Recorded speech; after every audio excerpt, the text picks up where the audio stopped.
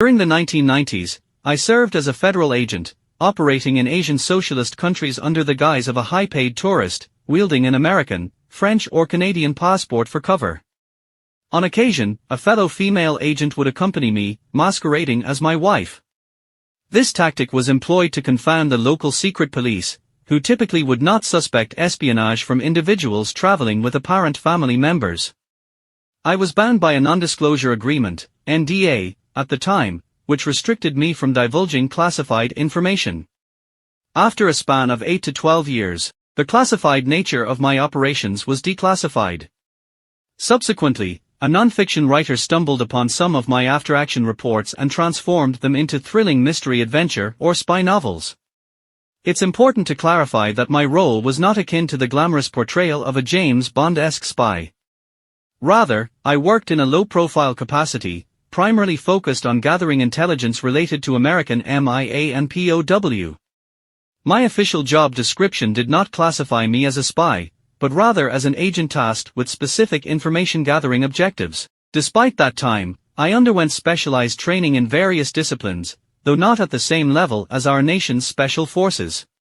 Much of my training served as refresher courses, as during my decade-long tenure, I never found myself in situations requiring the application of those advanced skills. However, I did receive extensive training in discreetly eliminating individuals deemed a significant threat to others. In such cases, I was adept at executing eliminations covertly, making it appear as though the deed had been carried out by an animal, leaving behind no discernible forensic evidence. The term, "make it appear as if the dog did it," became a commonly used phrase. Similar as in the movie of Godfather, "make him an offer he can't refuse." Or the TV movie series known as Yellowstone when the phrase, "take him to the train station." During my tenure in the 1990s while working under the Clinton administration, the term, "send him a letter," was used and referred to sending someone a letter or having them drink a liquid that appeared as soda, beer or mixed drink where a chemical agent was added. Only those individuals with the letter Y added to their identity had that authority. Same as in the James Bond movie series where you had to be a 00 agent, 007 if you were licensed to kill. I didn't have that Y designator yet. I was still trained to make it appear as if the dog did it with no forensic evidence left behind.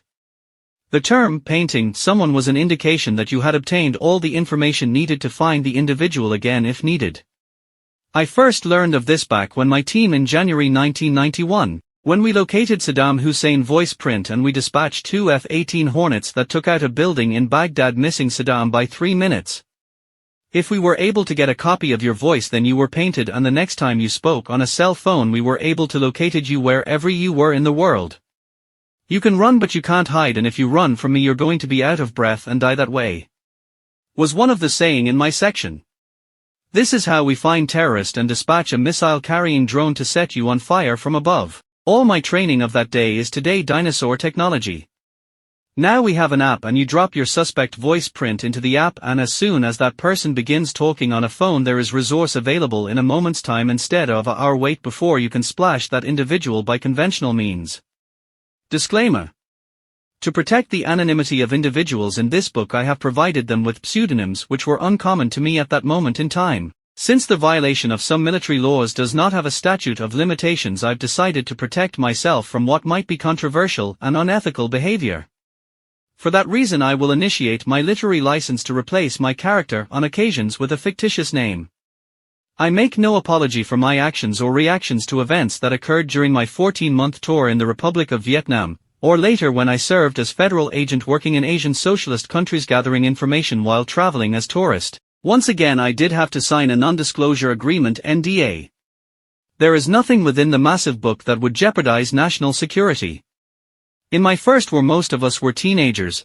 We were an adolescent army with no experiences in our life to compare with the horrors of war or emotional trauma that accompany combat.